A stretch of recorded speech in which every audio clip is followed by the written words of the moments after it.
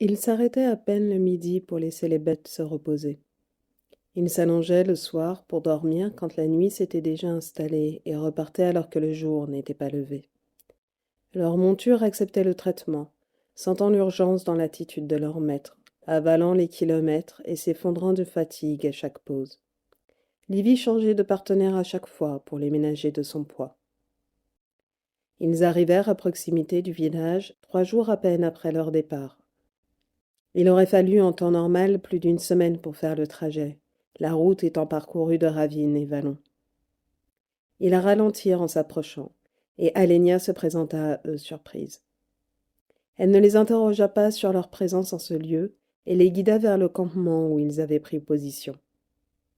Leurs bêtes s'allongèrent auprès de leurs congénères, et le Snégil d'Eridani s'approcha de celle de Selaeg, lui léchant la gueule et posant sa tête sur son cou.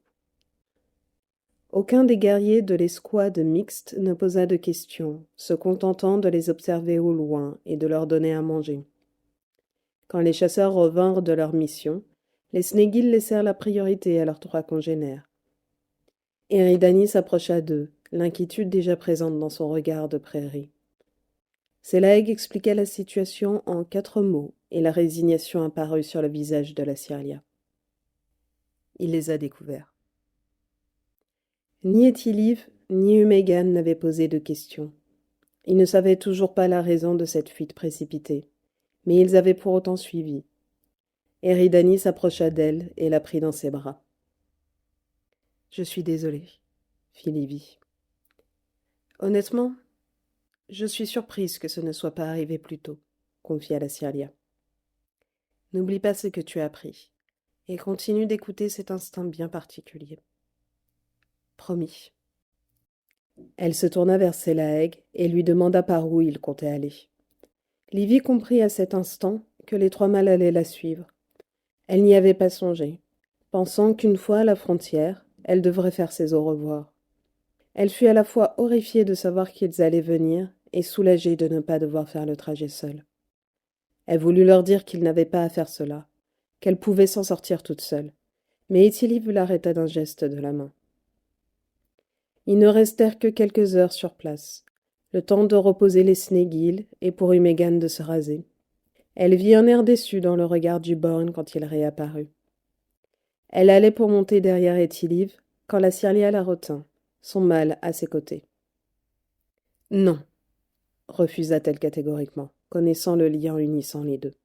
« Prends soin de lui, » murmura-t-elle tristement. « Eridani, je t'ai préparé la besace. Il y a tout ce qu'il te faudra dedans, » continua-t-elle en le caressant.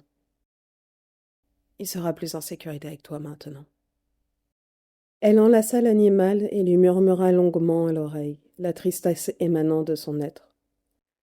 La bête vint se placer aux côtés de Livy et s'abaissa pour qu'elle puisse monter sur son dos. Elle se résigna, sachant que quoi qu'elle fasse, elle ne pourra jamais payer sa dette auprès de la Syria. Eridani s'approcha des 3 mâles et les prit chacun dans ses bras, enlaçant Étilive et surtout Selaeg bien plus longuement. Ce dernier rendit son étreinte, enfouissant sa tête dans son cou sans pudeur, ses yeux brillants quand il se redressa. Livy eut vraiment l'impression de voir une mère et son fils, les souvenirs des monarques passés renforçant ce sentiment. Ils partirent sans un regard en arrière en direction de l'est, tandis que les dernières neiges de l'hiver recouvraient leurs pas. L'entre-deux. C'était ainsi qu'était appelée la zone s'étendant en large sur près d'une trentaine de kilomètres et en longueur sur des milliers, s'arrêtant au sud à la frontière Gorian. Elle était principalement constituée d'une forêt dense au nord et de plaines au sud, et servait de barrière naturelle entre les 3 royaumes. C'était un lieu que nul ne possédait, les 3 peuples y évoluant librement, et dans lesquels la plupart des combats entre le royaume des 1000 eaux et celui des montagnes éclataient. Souvent, ces escarmouches étaient dues à des patrouilles s'étant avancées pour espionner ou tester les défenses de l'ennemi. Elles arrivaient parfois jusqu'aux limites et pouvaient à tout moment croiser un groupe adverse avec la même mission. Cette zone était aussi un lieu privilégié des villageois de proximité pour la chasse, les animaux y évoluant sans les contraintes de la civilisation. Les immortels avaient beau être proches de la nature, leurs villes et villages gardaient à distance certaines bêtes. D'autant plus quand, comme chez les Sirlians, des carnivores vivaient en symbiose avec eux. Un soir, alors qu'il s'était avancé dans la zone et partait en direction du sud, elle y découvrit une autre facette qu'aucun ne lui avait expliquée jusque-là. C'était un lieu où ceux surnommés les vagabonds évoluaient. Des elfes issus des deux royaumes ayant fait le choix de refuser la guerre. Certains la voyaient comme une trahison envers leur nature et leur histoire. D'autres avaient fui au début des conflits, car un membre de leur famille était originaire de l'autre côté. Ils avaient parfois été chassés par les populations, soupçonnant l'étranger d'être plus fidèle à sa terre d'origine qu'à celle d'accueil. Qu'importe le nombre de siècles ou millénaires vécus sur ce sol. Des deux côtés, il y avait eu un exode. Personne ne savait vraiment où ils étaient allés. D'aucuns prétendaient qu'ils avaient rejoint les Diétiers à l'est, d'autres qu'ils s'étaient réfugiés chez leurs cousins du sud, ou s'étaient installés sur l'ancien territoire taurien, dans les terres inhospitalières dévastées par les volcans 5 millénaires avant. Nul ne savait vraiment. Il n'était pas rare de croiser parfois un groupe évoluant dans le lieu. Les guerriers décidaient alors de les contourner et de les ignorer. Beaucoup méprisaient leur traîtrise originelle, et ils les enviaient tout autant d'avoir eu la force de se rebeller. Si la majorité gardait ses distances, c'était aussi parce qu'il arrivait que l'un d'eux ait eu un membre de sa famille ou un proche ayant participé à cet exode. Bien qu'il désirât ardemment savoir ce qu'ils étaient devenus, parler d'eux, montrer de l'intérêt pouvait faire porter des soupçons sur son allégeance. Sélègle lui expliqua quand ils aperçurent un groupe au loin. Ils le contournèrent et les vagabonds les observèrent en silence. Elle vit Étilive les détailler avec insistance et se retourner plusieurs fois pour les observer. Ses parents et sa sœur aînée s'étaient opposés vigoureusement au roi dans les premières semaines et avaient été condamnés à l'exil. Ce conflit avait été le début du durcissement du règne de Sébrindel. La plupart de ses conseillers s'exprimant contre la guerre avaient peu à peu perdu l'écoute du souverain, et la plupart avaient fui en percevant ce qui allait arriver. Les exils furent remplacés par des emprisonnements ou des exécutions recommandées par des elfes tels qu'Edwina ou Meret, gravissant l'échelle menant au sommet. Muyen était l'un des rares à être aux côtés du roi depuis le début de son règne. Les conseillers avaient changé avec le temps, soit pour se consacrer à d'autres passions, soit parce qu'ils jugeaient leur devoir pour le royaume accompli et qu'ils devaient faire place à de nouvelles idées. Pendant tous ces millénaires, le Sirliu avait su garder l'oreille attentive du monarque, et ce dernier avait, depuis le début, écouté son opinion avec attention et respect, même s'il ne la suivait pas toujours. Ces derniers siècles, alors que le royaume sombrait dans l'absolutisme, c'était l'un des rares à pouvoir, sans crainte, exprimer librement son avis et s'opposer à Sébrindel, tant qu'il le faisait en privé et sans témoin. Souvent, ce dernier s'était confié au compagnon d'Eridani, sachant qu'il y trouverait une écoute attentive et sans arrière-pensée. Son ami n'avait jamais tenté de le manipuler ou de lui imposer une opinion et était resté à ses côtés, qu'importe les actions parfois immorales qu'il ait pu entreprendre. Muyen avait été celui l'ayant soutenu à la mort de sa femme et plus tard à celle de son fils. Il fut aussi celui qui le mit face à ses actes vis-à-vis de son dernier-né, mais il n'avait pas toujours pu l'empêcher d'agir. Il avait compris avec le temps que, quoi qu'il puisse dire, la haine de Sébrindel pour Sélaëg était bien trop ancrée dans son cœur. Malgré les millénaires, il n'avait toujours pas fait son deuil. Il avait usé de son rôle de confident pour tempérer les actions entreprises par le père contre le fils, et il fut l'un des premiers à réaliser quels étaient les desseins de Sébrindel. Leur relation en souffrit durablement, et il prit sur lui pour conserver son amitié avec le roi, sachant qu'ainsi il serait plus à même d'aider les deux. Il vit ce jeune prince, autrefois si joyeux et bienveillant, se transformer peu à peu en monstre. Son ami d'autrefois disparaître sous la laideur de ses actes et son royaume, jadis si prospère, péricliter dans la tyrannie et sombrer dans la peur de deux êtres. Muyen n'était pas aveugle. Il savait le mépris de beaucoup à son égard. Il comprenait leurs airs désabusés et leurs craintes quand ils lui parlaient. Il avait conscience qu'avec les siècles, de moins en moins s'exprimaient librement devant lui. Les rares ayant osé n'étaient plus là pour le remettre dans le droit chemin.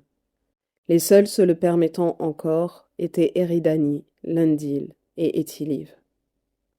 Depuis 2 siècles, il ne pouvait faire taire cette crainte à chaque fois qu'il les voyait à proximité du Skevgo, le contrôlant tant bien que mal, devenant des boucliers de chair pour protéger les habitants. Il ne fut pas étonné qu'ils y arrivent. De tous, ils avaient toujours été ceux nourrissant la lumière déclinante de Selaeg. Il avait peur pour eux, tout en sachant qu'il ne pourrait jamais rien faire pour contrer le Skevgo. Il observait de loin sa compagne agir et le commander, craignant chaque jour que son contrôle s'estompe et qu'il se retourne contre elle. Qu'aurait-il pu faire pour l'arrêter? Des mesures avaient été mises en place par précaution, mais auraient-elles été suffisantes? Il avait rarement vu le prince combattre dans toutes ses capacités, se diminuant pour satisfaire l'ego démesuré de Béléguil. Il savait pourtant que Sébrindel l'avait envoyé accomplir seul des missions mortelles dans tous les royaumes elfiques et dans les terres d'Yétier. Il les réalisait toujours avec succès. Il n'avait découvert l'ampleur de ses demandes qu'après plusieurs siècles, lorsque des rumeurs avaient commencé à émerger chez leurs voisins. Des histoires d'assassinats, de vols, de carnage. Le prince avait su user de tous ses atouts pour arriver à ses fins, et jamais aucune preuve tangible n'avait pu être avancée. Sébrindel l'avait dressé dans ce but, lui imposant les expériences et les connaissances dès son plus jeune âge, brisant son esprit dès son enfance pour le rendre amorphe aux souffrances des autres.